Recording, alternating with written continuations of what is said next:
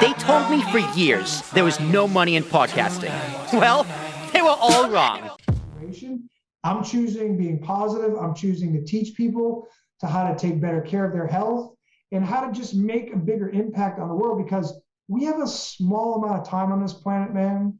And if you're just going through the motions, sometimes you just maybe need to talk to someone about what you're really passionate about, turn it into a job or a career of some form, and just go out there and make some huge impacts in the world. Because as you know, and I know right now, this place is very stressful and people need to see some hope in the world. Definitely. It's also very lonely. It's a very exactly. lonely world out there. It's hard to like exist right now because there's so much going on all at once, all the time. And it's kind of hard to see the forest through the trees. Exactly. So like I like the hypnotism thing because I think like I've never been hypnotized. I'm afraid to ask if you can do it virtually. Hey, the craziest part is when I went through the certification, my instructor for it never did virtual hypnosis because she was always in person. Right. We started doing it.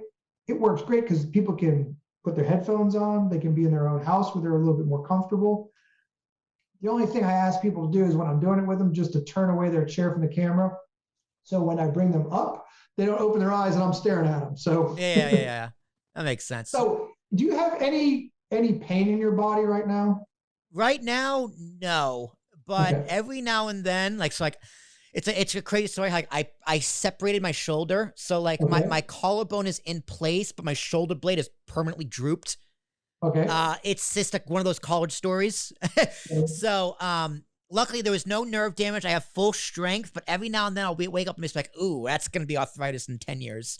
Yeah, you can do quick pain hypnosis. I did it with a client. I did it online in a group of people I asked. We do some group coaching.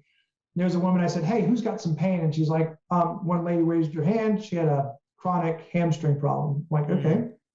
So let's do a quick visualization work. I said, close your eyes. I want you to visualize where this pain's located. She's like, okay. She's never been hypnotized before. I'm like, okay, now I want you to tell me the size, the color, the shape, and the texture of this pain. And it doesn't matter if it's whatever. And she opens her eyes and I have her take a look at it, a foot in front of her, describe it. So you have to, get in your head and become creative. Take it out 6 feet, take it out 100 feet, take it out 1,000 feet. I said, now I want you to get rid of it. You can bury it, burn it, explode it. I don't care, whatever you do with it, do it now. She's like, okay, it's gone. So how's the pain? She goes, there's no pain. And I'm not setting this up. So she goes and she does CrossFit. And she goes, the first time in years that I don't feel this hamstring. And to this day, it's been about 8 months, she still doesn't feel it. Now, the crazy thing was, because she believed in it so much, she's like, hey, can I do some more sessions? I'm like, sure.